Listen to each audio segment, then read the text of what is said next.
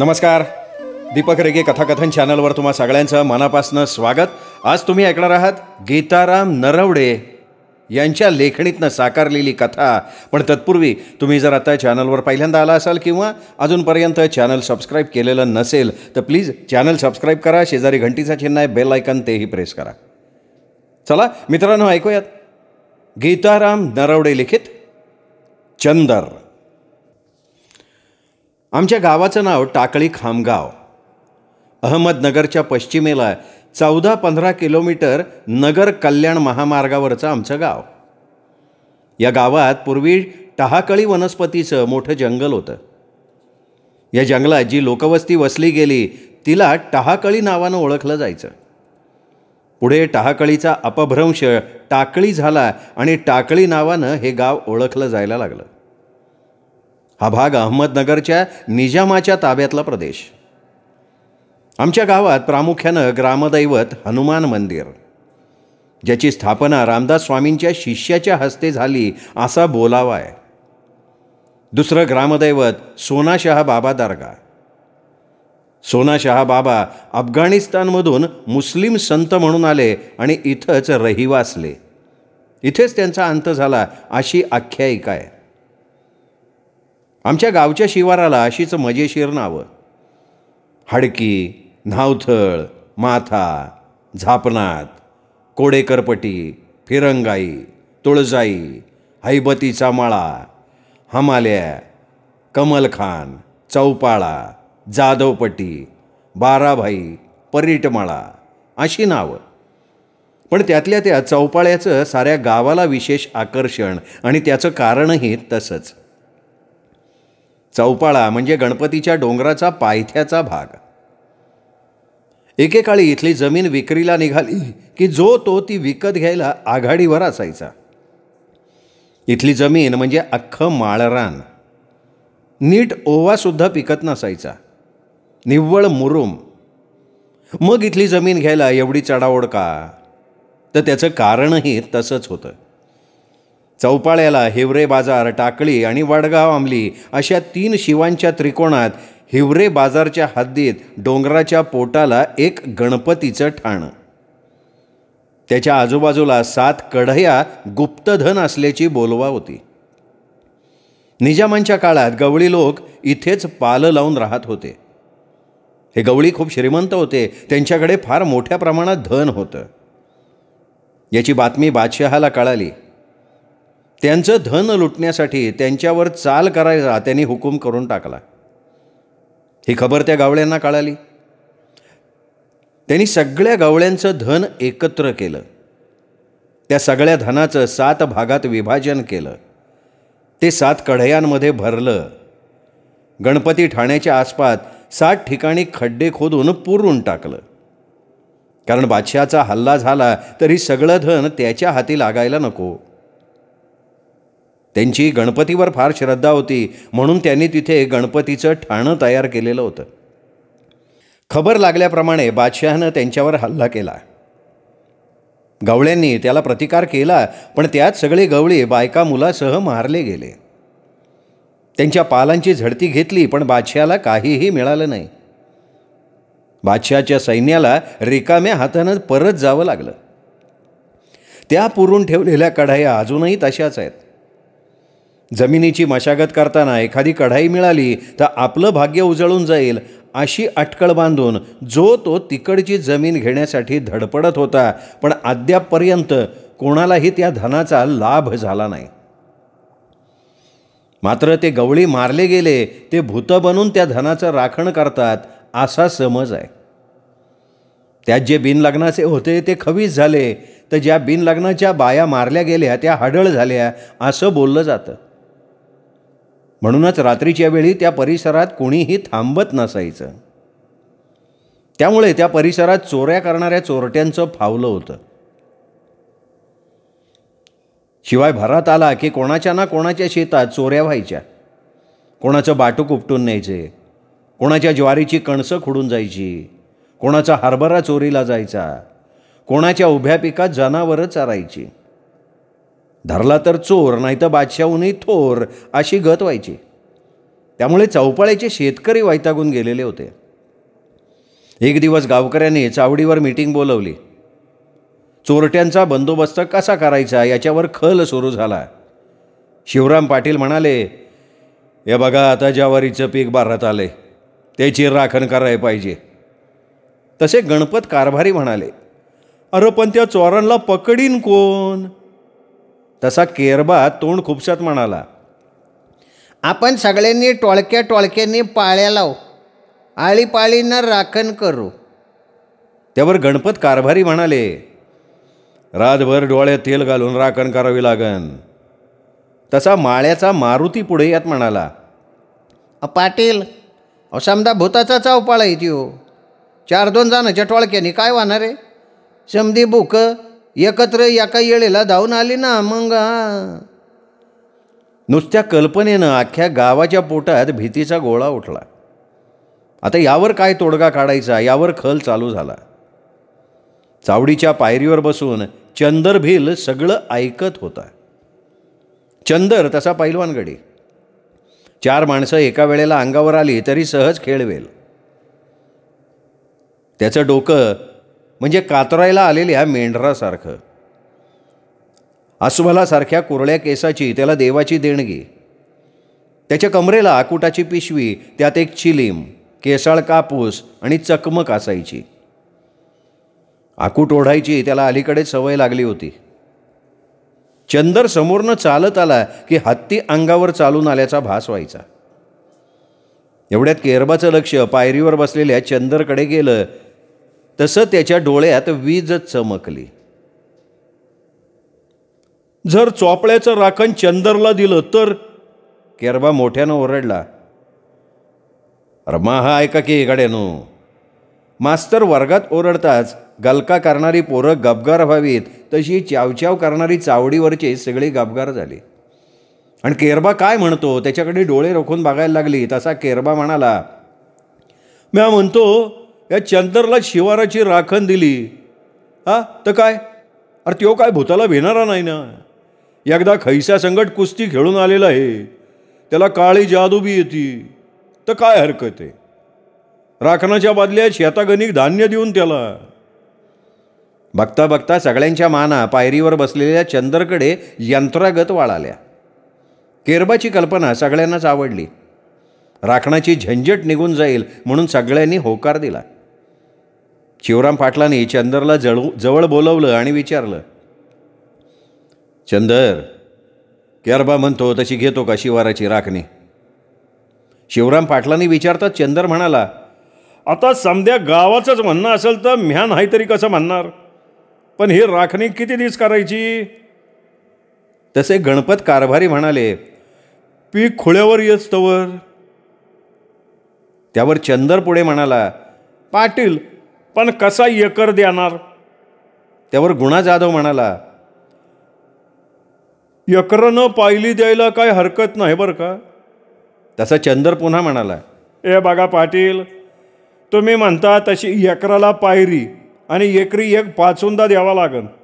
माझ्याकडं बी एक गाय आहे, उन्हाळ्यात तिच्या पोटाचा विचार करावा आहे का नाही? शिवाय कसं आहे, एक बॅटरीक रातभर हिंडावं लागन. सगळं एका सुरात चालेल म्हणाले. एकरी एक पायली आणि एक पाचुंदा म्हणजे तसं काहीच नाही असा सगळ्यांनी विचार केला.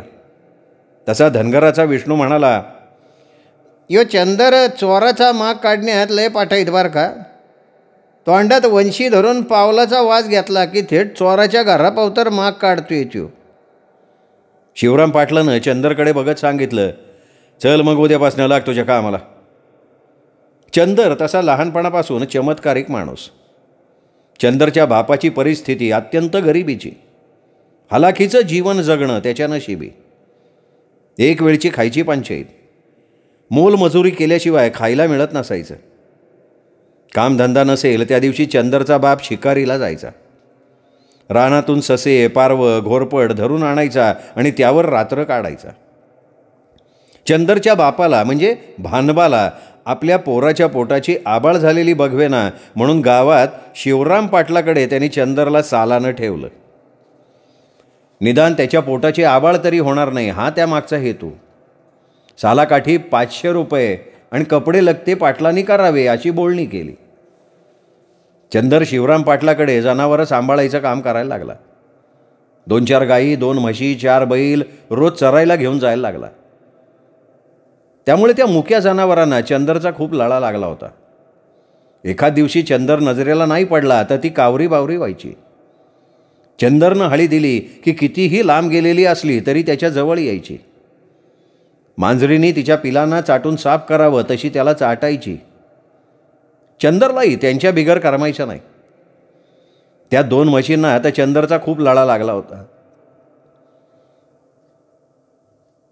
त्यात एक फाकट शिंगाची होती तर एक गोल शिंगाची.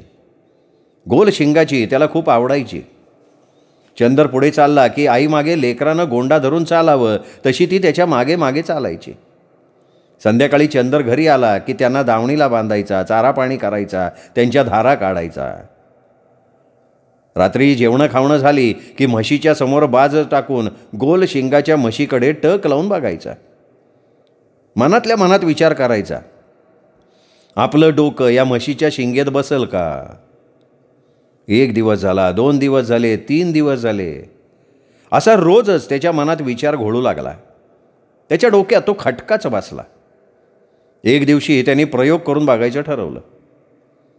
एक दिवशी सकाळी सकाळी चंदर न्हाव्याकडे गेला. वस्त्र्यानं डोकं साफ करून घेतलं. डोकं शेंडी काढलेल्या नारळासारखं गुळगुळीत झालं. रात्री म्हशीच्या शिंगात डोकं घासून पाहायचा निश्चय केला आणि रात्र व्हायची वाट बघायला लागला. दिवस अस्तमानाला गेला. सूर्याचा लाल गोळा क्षितिजा पल्याड लुप्त झाला. चंदरनं सगळी जनावरं दावणीला आणून बांधली. रात्रीची जेवणं उरकली. चंदरनं आपली बाज म्हशीच्या पोढ्यात आडवी टाकली, आपलं अंथरूण टाकलं. घरातली माणसं सामसूम व्हायची वाट बघायला लागला. जेवणं करून सगळी घरातली माणसं अंथरुणावर आडवी झाली. सगळं वातावरण शांत होतं. चंदर उठला. आपल्या शेंडी काढल्या नारळासारख्या गुळगुळीत डोक्यावरनं त्याने हात फिरवला. कमरेत 60 अंशाचा कोन करून खाली वाकला. म्हशीच्या कपाळावर आपल्या हातानं थोपटलं. बकासुराची शिंग भीमानं पकडावीत तशी दोन्ही हातांनी शिंग पकडली. तिच्या डोक्याजवळ आपलं डोकं नेलं. म्हशीनं किंचित मान वर केली. चंदरनं हळूच आपलं गुळगुळीत डोकं म्हशीच्या गोल शिंगात खुपसलं. म्हैस कौतुकानं हे सगळं बघत होती.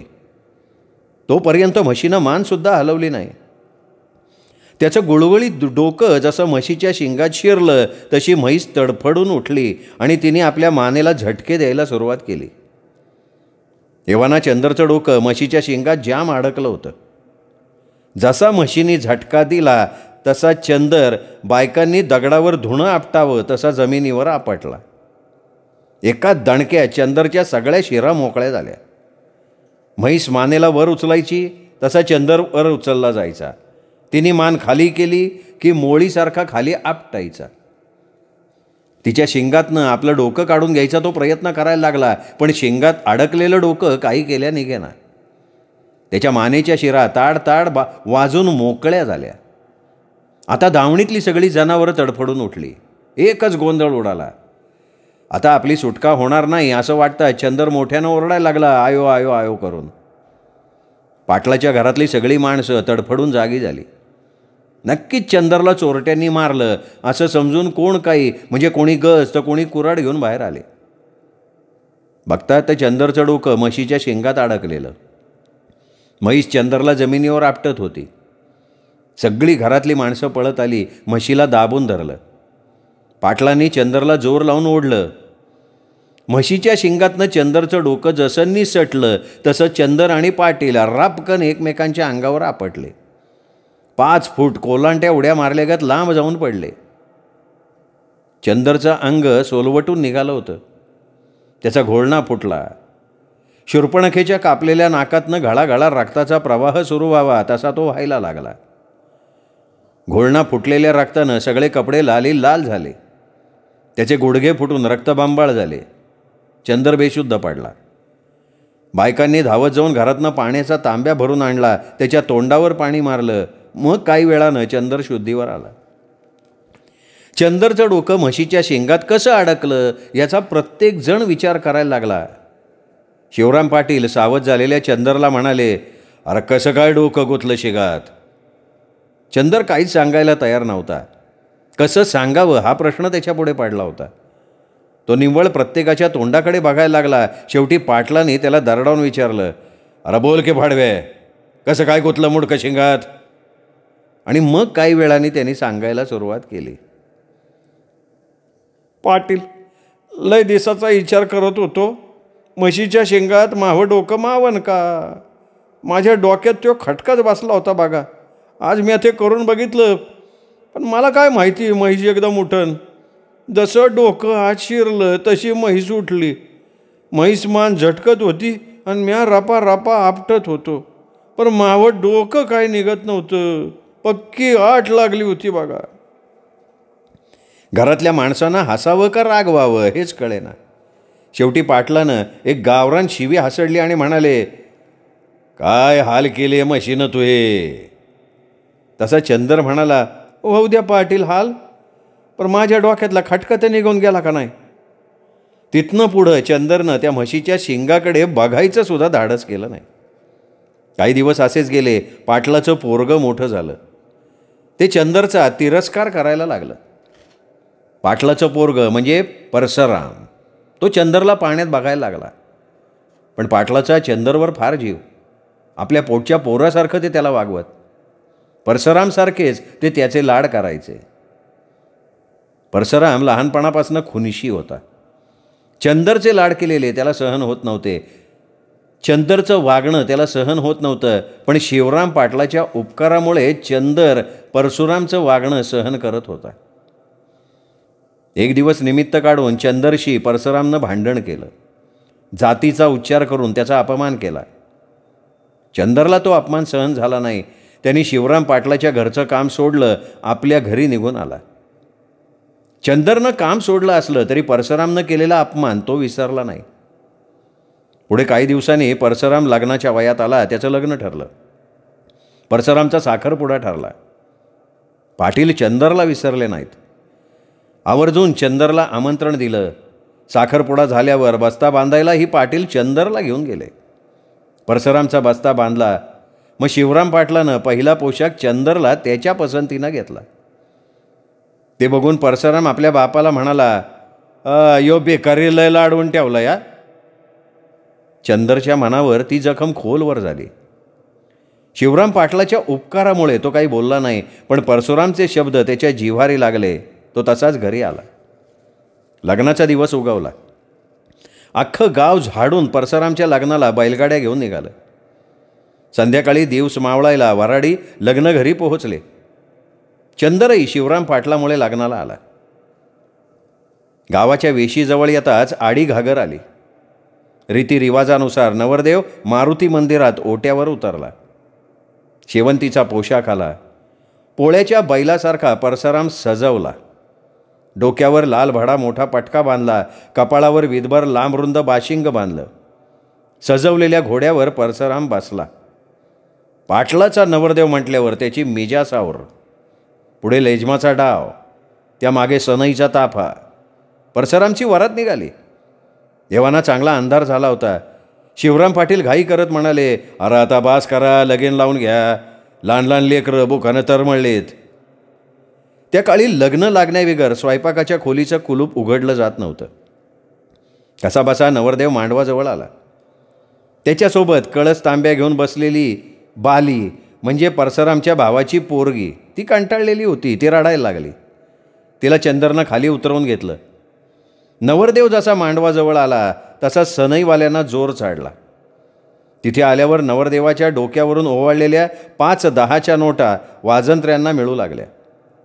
वाजंत्री घामाघूम झाले तरी हटत नव्हते. त्या काळी गावात वीज आलेली नव्हती. रॉकेलच्या टेंभेच्या उजेडात हे सगळं चाललं होतं. चंदरला नेमकी परशुरामला धडा शिकवायची संधीच चालून आली. परशुरामनं वेळोवेळी केलेला अपमान त्याला स्वस्थ बसू देईना. त्यानं आपल्या कमरेचं लाचकांड सोडलं. अणकुचीदार आरी तपासली. अंधाराचा फायदा घेत घोड्याच्या मागच्या बाजूला गेला. सगळ्या वराडाचं लक्ष वाजंत्र्यांकडे लागलं होतं. काही मांडवात शिरत होते. त्यांनी जाम आरी हातात धरली, घोड्याच्या शेपटाजवळची जागा न्याहाळली, जागेचा अंदाज घेतला आणि खपकन आरी शेपटाजवळ खुपसली. अनपेक्षित आरी खुपसताच घोड्यानं मागचे पाय झाडत उंच उडी मारली. घोड्यानं उंच उडी मारताच व्हॉलीबॉलच्या खेळात खेळाडूनं चेंडूला आभाळी द्यावी तसा परशुराम उंच उडाला. वाजंत्री गोल रिंगण करून वाजवत होते, त्यांच्या मध्ये जाऊन दगडी शीळ आपटावी तसा राप्प दिशी आपटला. बैदुलाचा डाव खेळताना गस्टिलाच्या फटक्यानं बैदूल गोट्या रिंगणाबाहेर उडाव्यात तशी वाजंत्री 4 दिशेला फाकले. वाजंत्र्यांची वाद्ये आपोआप थांबली. नवरदेव जसा आपटला तसा उरफाट्या कोंबड्यागत कोलांटोड्या मारत गेला. त्याच्या डोक्यावरचा फेटा 4 हात पुढे जाऊन पडला. बांधलेल्या बाशिंगाची काच फुटली, तिचा धारदार तुकडा परशुरामच्या कपाळात घुसला. शंकराच्या जटेतून गंगा अवतरण व्हावी तसा त्याच्या कपाळातनं रक्ताचा प्रवाह सुरू झाला. परशुराम आयो आयो करत तिथे बेशुद्ध होऊन पडला. नवरदेव बोहल्यावर जाण्याऐवजी शेजारच्या गावात दवाखान्यात नेला गेला. इकडं घोडं उडी मारल्यासारखं चौखूर उधळलं. घोड्याचा लगाम हातात धरून उभ्या असलेल्या घोडेवाल्याच्या हाताला लगामाचा फासा बसला. मेख उपटून उंच उडावी तसा घोडा मालकही उंच उडाला, रपकन जमिनीवर आपटला. जनावराच्या गळ्यातल्या लोढण्यासारखा फरफटत गेला. बिनसलेलं घोडं जसं पळालं ते थेट मांडवात. राम रावणाच्या युद्धात कुंभकर्णाच्या पायाखाली जेवढे वानर तुडवले नसतील तेवढ्या बायका आणि लहान मुलं घोड्याच्या टापाखाली तुडवले गेले. सगळा हल्ल कल्लोळ माजला. घोड्याच्या मालकाला घोडं धरून अंधारात गावभर पळत सुटलं. जमिनीला घासून घासून त्या घोड्याच्या मालकाच्या कपड्याच्या चिंध्या झाल्या. त्याच्या अंगाची सालटी निघाली. पळून पळून घोडं थकलं तेव्हा ते थांबलं. त्याचं सर्वांग मसोबाला शेंदूर भोगल्यागत लाल झालं होतं. सगळीकडे आरडाओरड चालू होती. परशुरामला कशी अद्दल घडवली म्हणून चंदर खुशीत होता, कशी त्याची झिरवली असं मनातल्या मनात म्हणत होता. या लग्नाचा विषय अनेक दिवस गावात चवीनं चघळला जात होता आणि चंदर फक्त ऐकून मनातल्या मनात हसत होता, कशी झिरवली असं म्हणत होता. आता चंदरही संसार प्रपंचाला लागला. तो पोक्त झाला, पण त्याच्यातल्या करामतीपणाचा गुण तो काही गेला नव्हता. पुढं तो जागल्याचं काम करायला लागला. रात्री गावाभोवती गस्त घालायला लागला. थोड्याच दिवसांनी परिसरात चोरट्यांनी धुमाकूळ घातला. चंदर रात्र जागून काढायला लागला. एक दिवस गावात वरच्या आळीला सुताराच्या दरवाजाला चोरट्यांनी धक्के मारले. घरातले सगळे जागे झाले. आरडाओरड सुरू झाला. शेजारी पाजारी धडाधडा दरवाजे उडून बाहेर आले.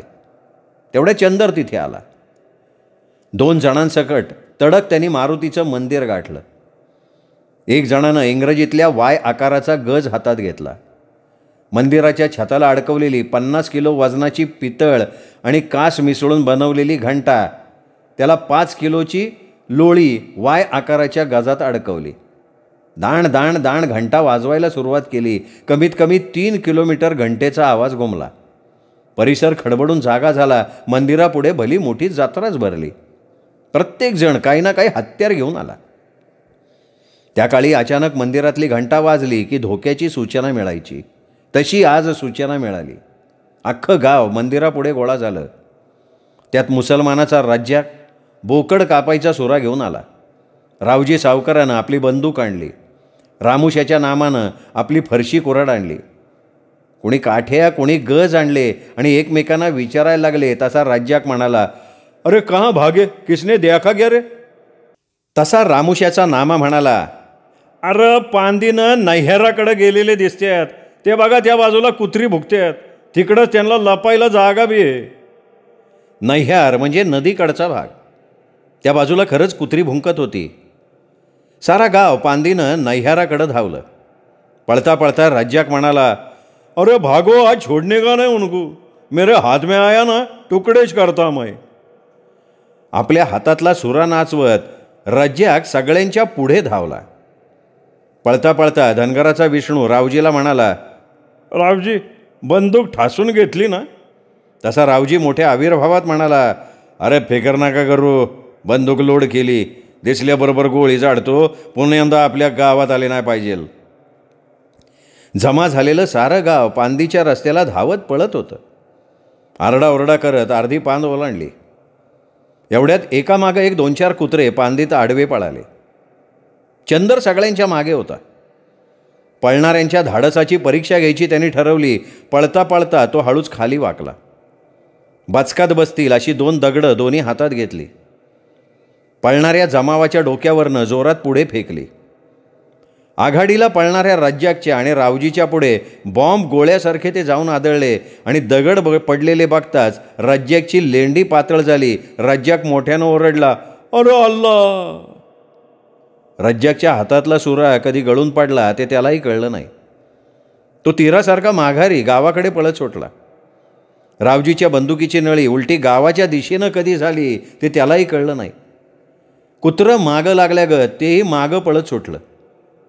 मोठ्या ईर्षेनं चोर पकडायला गेलेलं अख्खं गाव टेरीला पाय लावून मागं पळत सुटलं.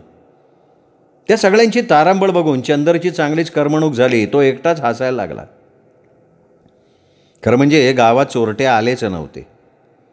गावाला जागं करण्यासाठी चंदरनंच सुताराच्या दरवाजाला धक्के दिले होते. घरात आरडाओरडा होताच आडोशाला जाऊन उभा राहिला होता. आता रात्रभर सगळं गाव जागत होतं. चंदर घरी जाऊन निवांत झोपला होता. असा हा करामती चंदर. त्यांनी चौपाळा शिवाराचं राखण घेतलं. नाही म्हटलं तरी सगळं झाल्यावर 5-6 पोते धान्य गोळा होणार होतं. एखादी गोणी हरभरे सहज मिळणार होते.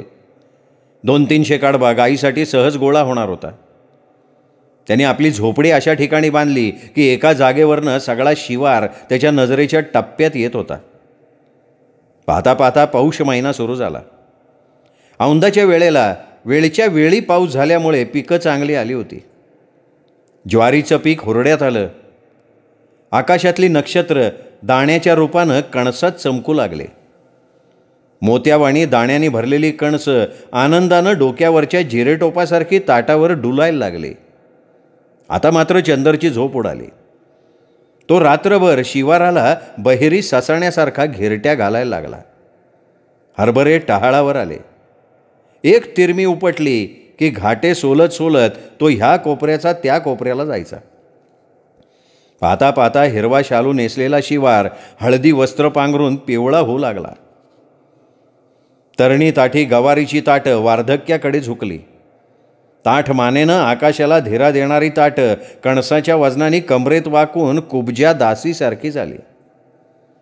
जाणकार शेतकरी सुगीला लागला.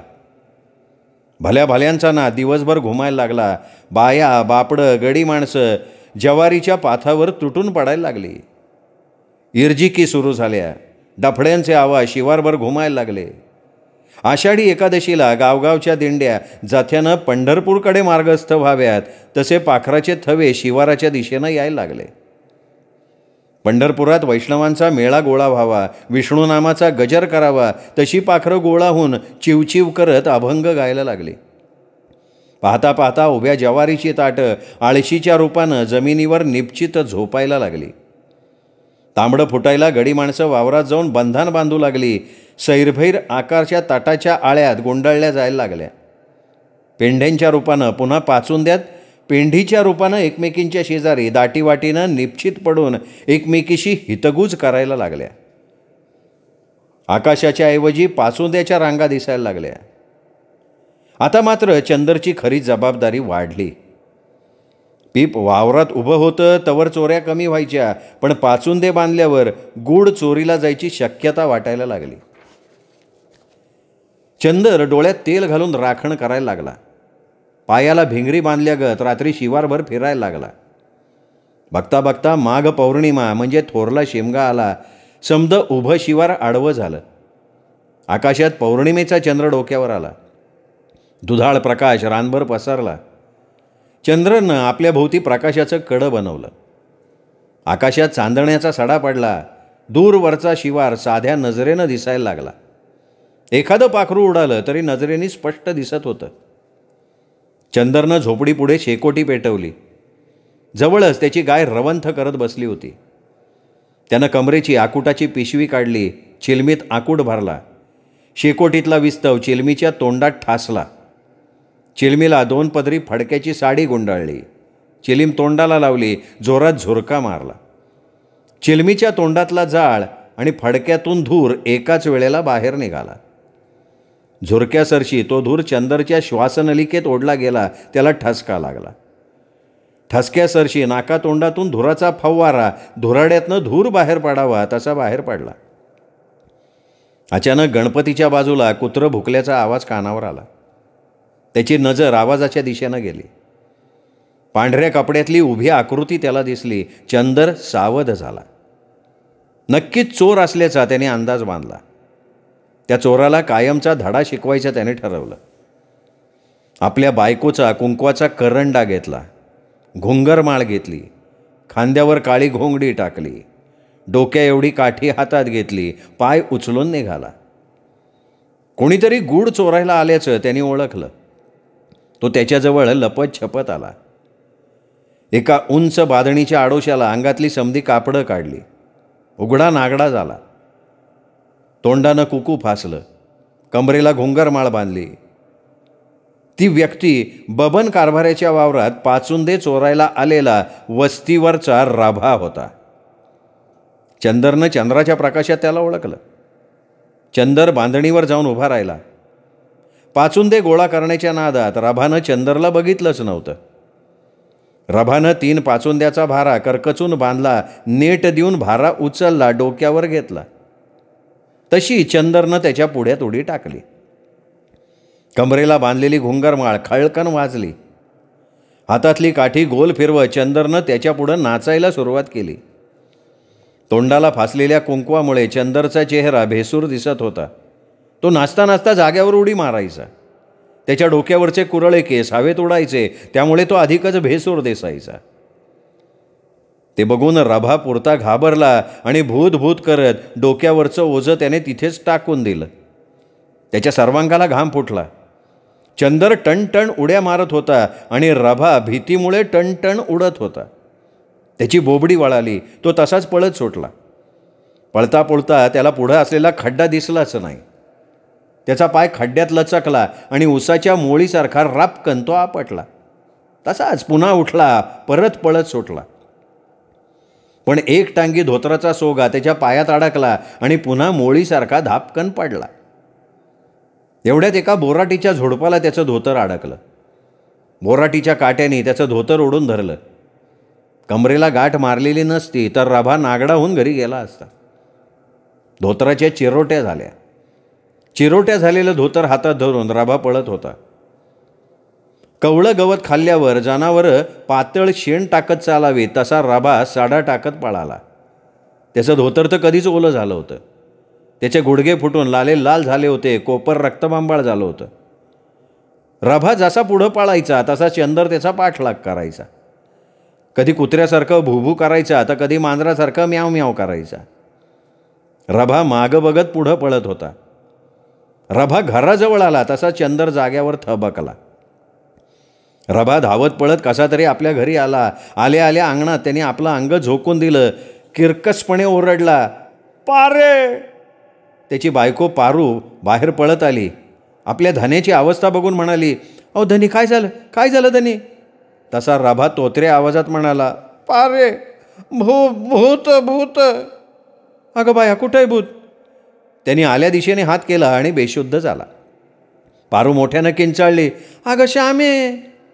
आपल्या आईचा किंचाळल्याचा आवाज ऐकताच 8-9 वर्षाची श्यामली जागी झाली. एखाद्या बेळ्यातनं नागिण सुळकन बाहेर यावी तशी दरवाज्यातनं बाहेर आली. आपल्या बेशुद्ध पडलेल्या बापाकडे बघत मोठ्यानं ओरडली, बाबा. अगं मम्मी, काय झालं बाबांना? तशी पारू म्हणाली, अगं तू हा बाप लागिरला. न समजून श्यामलीनं आईला विचारलं, मजी काय ग? पारू गळा काढून रडत म्हणाली, अगं भूताने धरलं ग तुझ्या बापाला. श्यामलीनं अजाणतेपणी पुन्हा एकदा विचारलं, अगं पण गेला होता कुठं तो? अगं गेलते चौपाळ्याला, जित्राबांना चारा आणायला. तशी श्यामली म्हणाली, अगं मग चौपाळ्याला कशाला जायचं? तिथं खैस निघत असतो आवसपून वला असं म्हणतात. अगं म्या जातानी सांगितलं होतं आज पुन्हा वयच तिकडं जाऊ नका. पर हे ऐकत्यान तवा ना, मग जे व्हायचं ते झालंच की. आता काय करायचं मम्मी? हे बघ उद्या सकाळी जाणत्याकडे घेऊन जावं लागन, चांगला देवऋषी बघायला लागन. पारूनं फाटलेल्या धोतराची गाठ सोडली. दुसरं धोतर मढं गुंडाळल्यागत गुंडाळलं आणि दोघींनी ओढतच घरात त्याला अंथरुणावर नेऊन झोपवलं. काही वेळानं राभा शुद्धीवर आला. शुद्धीवर येताच मोठ्यानं ओरडला, आयो भूत, परत भूत आलं, पारे भूत. रबरी चेंडू जमिनीवर आपटताच उंच उडावा तसा राभा हुसळी मारून उभा राहिला.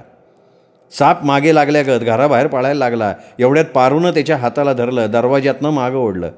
अबा असं काय करताय, आम्ही आहे ना, झोपा बरं गुमान. लांडग्याला बघता शेळी कावरी बावरी व्हावी तसा राभा कावरा बावरा झाला. आपल्याच घरात मानमोडीसारखा मान पिरगळून इकडे तिकडे बघायला लागला. काही वेळानं थोडा शांत झाला. पारूनं श्यामलीला चहा ठेवायला सांगितला. श्यामलीनं चहा उकळला. चांगला ताटलीभर चहा राभाला पाजला. तो गरम गरम चहा प्यायला आणि अंथरुणावर आडवा झाला. आता त्याला हिव वाजून आलं. ताशा वाजावा तशी दातखिळ वाजायला लागली. अंग आपोआप थाड थाड उडायला लागलं. पारूनं आपल्या घरातल्या सगळ्या गोधड्या त्याच्या अंगावर टाकल्या. त्याच्या शेजारी बसून देवाचा धावा करायला लागली. गावच्या मारुतीला हात जोडून म्हणाली, मारुतीराया यांना बरं कर, यांचं चिंधड काढून टाक, मग 5 किलो गुळाची शेरणी वाटेल. मी हिथून तुझ्या रावळा पावतर लोटांगण घालीन, पण ह्यांना घोड्यावानी कर. चंदर त्याच्या घराच्या पाठभीतीला उभं राहून हे सगळं ऐकत होता. मागच्या खिडकीतनं बघत होता आणि हसत होता. दुसऱ्या दिवशीची सकाळ झाली. बाहेर फेडून ठेवलेल्या धोत्रावर माशा घोंगावत होत्या. राभा तर कितीतरी धास्तावला. त्यांनी आपलं चंबू गाबाळं आवरलं आणि कायमचं गाव धरलं. पुन्हा दिवसासुद्धा चौपाळ्याला जायचं नाव नाही घेतलं. आणि त्या दिवसापासनं चौपाळ्याच्या चोऱ्या बंदच झाल्या.